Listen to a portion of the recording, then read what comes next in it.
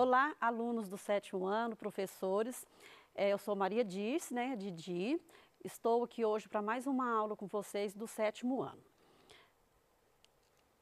Hoje nós vamos trabalhar aqui nessa aula o tema A Sociedade Colonial na América.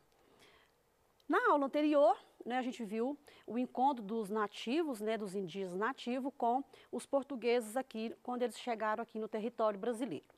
Na aula de hoje, então, a gente vai estar vendo a sociedade aqui na América, especificamente a sociedade, como que se formou a sociedade espanhola e a sociedade portuguesa aqui na América. E claro que a gente vai estar dentro dessa aula reconhecendo aqui também o trabalho, a forma de trabalho que foi imposta e as formas de dominação que esses europeus impuseram aqui a esses indígenas aqui nessas terras. Bom, quando os espanhóis chegaram aqui no século XV, tá certo? O choque de realidade foi muito grande entre esses povos, porque cada um tem a sua cultura e eles viviam, viviam realmente de forma muito diferente desse povo europeu. Então, claro que esses indígenas aqui em terras brasileiras, em terras espanholas, acabou-se tendo um fim trágico para essas sociedades mesoamericanas.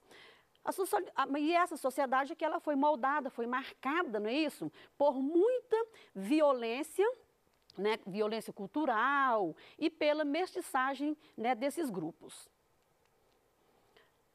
Vamos ver aqui agora os primeiros órgãos dessa administração colonial. Em 1503, então, foi criada a Casa de Contratação, que era um órgão que nomeava funcionários, fiscalizava e cobrava o quinto de todos os minérios, todo o ouro que era retirado aqui nas terras americanas, tá?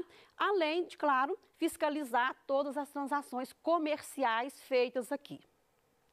Eles garantiam também, essa casa de contratação, ela garantia também, tá, o monopólio desse comércio colonial, que funcionava da seguinte forma. Aqui, pelo Pacto Colonial, que foi uma forma de administrar aqui na época, tudo que saía aqui da colônia, como metais preciosos, os gêneros tropicais, iam para a metrópole. Essa metrópole, então, ela manufaturava e criava equipamentos e isso voltava para a colônia com um preço muito alto. Então, isso é que a gente chama que era um pacto, porque a colônia só podia comercializar, tá, com essa metrópole que era dominadora. Bom, dando sequência aqui, em 1524, foi criado o Conselho das Índias, que era o órgão máximo aqui da administração colonial, tá? Esse órgão, ele era encarregado de tomar todas as decisões relativas aqui dentro da colônia. Quase sempre, esse conselho, ele era chefiado, ou encabeçado lá pelo rei, que tinha os seus administradores da sua confiança, tá? Para ocupar, os principais cargos aqui dentro desse Conselho das Índias. Aí aqui coloquei um esqueminha aqui, só para a gente ter uma ideia de como que funcionava. Na ponta está o rei. Aqui vem o Conselho das Índias, que é o órgão máximo dentro dessa colônia. E eles, então, dividiram esse território em vices-reinados e capitanias gerais. Os vices-reinados, gente, eram territórios onde havia metais preciosos, tá? E o comércio também ali era muito lucrativo. As capitanias gerais não existia metal precioso, mas era um lugar onde os espanhóis ficavam ali para fazer a fiscalização de toda a colônia. E existia também dentro aqui desses órgãos administrativos as audiências e os cabildos. O que seria isso? Essa audiência é onde os colonos poderiam estar fazendo as suas reclamações, pedindo os desejos, o que eles precisavam para com o rei, fazer as suas reivindicações. E os cabildos era o local administrativo onde essas audiências eram feitas. E lembrando que aqui só fazia parte desses cabildos alguém que era, né, que o rei indicava, porque tinha que ser pessoa da confiança dele. As atividades econômicas aqui, né, a principal foi a mineradora do ouro e da prata, né, que foi as mais lucrativas, mas também tiveram extração do carvão e a criação de mulas que servia de transporte para carregar, né, esses metais preciosos. A produção de açúcar e a pecuária também foram importantes. Por quê? Porque eles eram os gêneros alimentícios, né, que abastecia ali essa colônia, né, internamente, mas também o que excedia era levado para ser vendido lá na Europa. Bom, como que foi a exploração, né, desse trabalho desses indígenas aqui quando esses espanhóis chegaram aqui? Teve duas formas que foi, né, mais importantes dentro desse contexto. A mita, né, foi uma forma de exploração, gente, né, da mão de obra indígena num trabalho, né, compulsório. Isso significa o quê? Né, que o colono que era dono daquela terra, né, onde havia metais preciosos, ele fazia como que um sorteio, tá certo? Um sorteio entre os indígenas. E aí, aqueles indígenas que eram sorteados, eles eram obrigados a estarem indo para as minas trabalhar lá por um tempo. Esse tempo variava de 3, 5 a 7 anos. E deixando claro que dificilmente, né, esses trabalhadores que iam para esse trabalho, conseguia concluir, porque o trabalho era tão pesado que a maioria, né, morria nesse percalço, adoecia e não dava conta de finalizar. Eles recebiam muito pouco por esse trabalho, tá? E em troca disso, né, esse colono, ele pagava impostos para a coroa espanhola. Um outro tipo aqui, né, de exploração foi a encomenda. O que isso significa? Eles pegavam, né, indígenas para trabalhar na agricultura de subsistência, que seria o quê? Tudo que era produzido era para abastecer as pessoas que moravam ali, que ficavam nessas regiões, né, mineradoras. Então, a encomenda foi uma coisa muito interna. Bom, como que essa sociedade, né, na América Espanhola foi composta? Por 5 grupos. O primeiro é os chapetones, né, que eram as pessoas, ou chapetones ou espanhóis. Eles eram pessoas nascidas na Espanha, tá? E eles eram nomeados para exercer os principais cargos, né, aqui na administração colonial. Tinha os crioulos, né, aqui, voltando aqui um pouquinho, esses chapetones aqui, inclusive, eles faziam parte lá dos cabildos, tá? Porque eram pessoas de extrema confiança do rei. Os crioulos, né, eram os descendentes de espanhóis nascidos na América. Eram da elite econômica, donos de latifúndio e de minas, né, mas não poderiam exercer cargos administrativos na coroa. Tá? Esses crioulos aqui, normalmente, muitos saíam e iam para a Espanha estudar. Aí eles voltavam, né, como autônomos, como médico, como engenheiro, advogado, né? Então, eles eram pessoas também importantes aqui nessa sociedade espanhola. Os mestiços, pessoas que resultaram da miscigenação entre espanhóis e povos indígenas. Geralmente eram aqueles que faziam os trabalhos mais simples, como os artesãos, os carpinteiros, os ferreiros, pedreiros, né, entre outros. E os pequenos comerciantes ou pequenos proprietários de terras.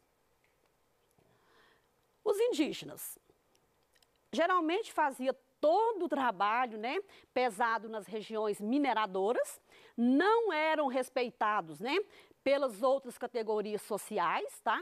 E deveriam estar sempre com roupas brancas para serem reconhecidos a longa distância. E por fim, nós temos lá no pé da pirâmide os africanos escravizados. Eram pessoas, né, que eram trazidas ou levadas da África para a região do Mar do Caribe contra a vontade. Então, eram realmente escravizados. Eram empregados na produção do açúcar, né, que era chamada de plantation. Vamos agora para a colonização portuguesa, né, que é a nossa aqui na América, tá? Que o Brasil está incluso. Nas primeiras expedições aqui no Brasil, né, eles não acharam ouro, metal precioso. O que eles acharam aqui foi uma árvore nativa, que é o pau-brasil, que tinha um alto valor na Europa, tá certo? Porque dessa madeira extraía uma tinta, né, que pintava roupa. E isso era, né, muito valioso, muito cobiçado lá na Europa para atingir tecidos e manuscritos, né, para estar escrevendo os documentos. Eu trouxe aqui, muito bacana, né, mostrando aqui o forte tom avermelhado de um pau-brasil. A coroa portuguesa, logo que chegou aqui, ela decretou o monopólio real. Monopólio real é o quê? É aquilo, né, que eu já comentei lá no início, né, do pacto colonial, que a colônia só pode comercializar com a sua coroa, que no nosso caso foi a coroa portuguesa. E lembrando que, né, esse tipo de colonização, né, que a gente foi colonizado, é a colonização do tipo de exploração. Eles vieram somente para levar as nossas riquezas, não é isso? Mas sem povoar o território. A intenção inicial era essa. A madeira, então, aqui de pau-brasil, ela foi explorada na forma de escambo, né? Onde os indígenas cortavam a madeira, né, e a carregavam até as feitorias, que eram os grandes galpões onde armazenava essa madeira para quando as caravelas, os navios chegarem, fazer o carregamento, tá? Aí eles podiam levar ou direto para as feitorias ou direto para os navios, se esse navio tivesse atracado.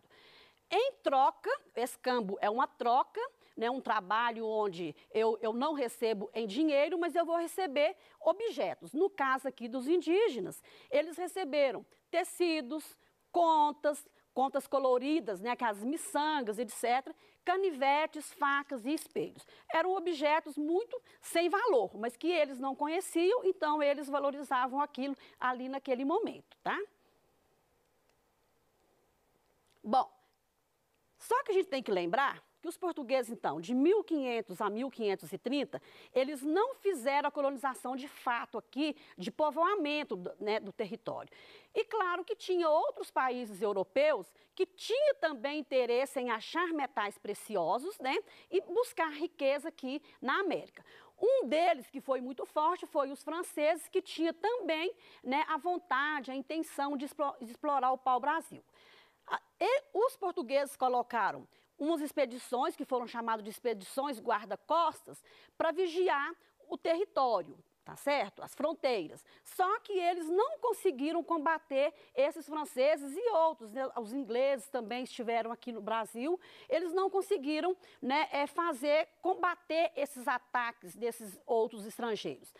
E para agravar a situação dos portugueses, gente, nesse momento ele perde, né, o monopólio do comércio que ele já fazia lá no Oriente, porque lá também começou a chegar outras pessoas para estar fazendo esse comércio que era somente monopolizado pelos portugueses, mas aí lá chegou holandeses e espanhóis para estar fazendo isso também. Bom, diante desse quadro, então, a partir de 1530, a coroa portuguesa precisou de tomar medidas, né, para não perder aqui o território brasileiro ou a sua colônia aqui americana. A solução, então, foi pensar na agricultura. E eles já conheciam a plantação de cana-de-açúcar. Por isso, então, eles buscaram e começaram aqui no Brasil com a cana-de-açúcar a partir de 1530. Eu trouxe um esqueminha aqui, né? Enquanto colônia de exploração, o Brasil reproduziu as seguintes características. Era subordinado pelo exclusivismo colonial, ou seja, pelo pacto colonial, voltado para as demandas só do mercado externo, e a gente fala que teve um predomínio de um tripé. A gente fala tripé por quê? Porque usava-se o latifúndio, que eram as grandes propriedades de terras, com a monocultura, ou seja, plantação de um só, né, produto, que no caso aqui foi a cana-de-açúcar, e usando o trabalho escravizado, tanto do indígena como da escravidão negra. Então, em 1530, chega a expedição aqui liderada pelo Martim Afonso de Souza e funda a primeira vila aqui no Brasil, lá em São Vicente, né, introduzindo a cana-de-açúcar. São Vicente fica em São Paulo, tá? Só que o português, ele não tinha recursos, gente, para estar fazendo, né, essa plantação, fazendo o que ele almejava, né, anteriormente. O que ele faz, então? Ele vai ter que transferir essa tarefa de colonização para terceiros, para outras pessoas que tinham dinheiro. Aí, então, o Dom João introduz aqui, né, no Brasil, as capitanias hereditárias, que eram o quê? Pedaços de terras que eram doadas para nobres e militares que tinham dinheiro, para eles fazerem a plantação, e uma parte, né, desse lucro ia para a coroa portuguesa. No primeiro momento, utiliza-se a mão de obra indígena, que eles não aceitam, né, e depois busca a mão de obra escravizada dos africanos. Essas capitanias hereditárias aqui em primeira mão foram divididas em 14 capitanias, mas a maioria não deu certo, então foi um processo muito complicado, né, que nas próximas aulas a gente vai continuar falando sobre isso, e aí vocês vão ver que não dura muito, né, esse processo aqui no Brasil. Aí nós tivemos aqui então os órgãos para administrar, foi a Carta Foral, estabelecia os direitos e os deveres desses donatários, que é de quem recebia essas terras. O governo geral, que foi o centro político, né, que vigiava essas capitanias, foi criado em 1548, tá? Lá tinha a sede em Salvador, na Bahia. As câmaras municipais, que administravam as vilas e cidades, e somente os homens bons, que eram os grandes proprietários de terras, as pessoas endinheiradas, que podiam ser eleitos para os cargos aqui dessas câmaras municipais.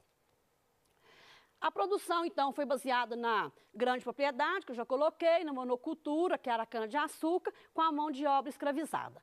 A produção do açúcar se dava no engenho, que era composto pela lavoura canavieira, pelas instalações onde a cana era transformada em açúcar, e as moradias do proprietário e das pessoas que trabalhavam ali, né, nesse grande engenho, nessa grande propriedade. A sociedade era patriarcal, que era concentrada nas mãos dos homens, principalmente do senhor de engenho, não é isso? Que controlava e determinava a vida dos filhos, da esposa e de todos os funcionários e trabalhadores ali dessa propriedade. Era composta basicamente por 3 classes. A aristocracia, que era o senhor, o dono do engenho, os homens livres, né, que eram as pessoas que trabalhavam livremente ali, e pelos escravizados. Os senhores de engenho, então, tinham todo o poder. Os homens livres, né, na sua maioria eram trabalhadores assalariados, capataz, feitor, etc. E os proprietários de terras, né, de pequenas terras que não tinham engenho, os artesãos, os agregados, os funcionários públicos. Os escravizados eram a grande maioria, de origem africana, né, e fazia a maior parte do trabalho difícil ali, né, desse engenho, tá? Trabalhavam como marceneiros também, né, que era para ajudar nas atividades lá do engenho, e as escravizadas trabalhavam, além de trabalhar lá na roça, no eito, elas também faziam as atividades domésticas da casa grande. A vida do escravizado aqui na América, gente, foi realmente uma vida muito difícil, tá? Caracterizou-se, sobretudo, né, pela violência, e pelas lutas de resistência, que nós não podemos deixar de falar, porque ninguém, né, aceitou ser escravizado, né, da forma que foi imposta, tá? Então, houve muitas lutas, muitos movimentos, né, que aí foi, né, conseguindo até, né, que esse trabalho fosse realmente abolido aqui, né, das terras brasileiras, né, e se não no mundo todo. Mas a gente lembra que, né, o escravizado realmente foram pessoas de extrema importância aqui para nós, mas que é uma coisa, né, que realmente precisa ser abolida, né, para sempre, tá? Aí, bom, nossa aula então chega, né, no fim. E nas próximas aulas a gente continua dando sequência aqui nesse conteúdo. Um abraço grande e até breve.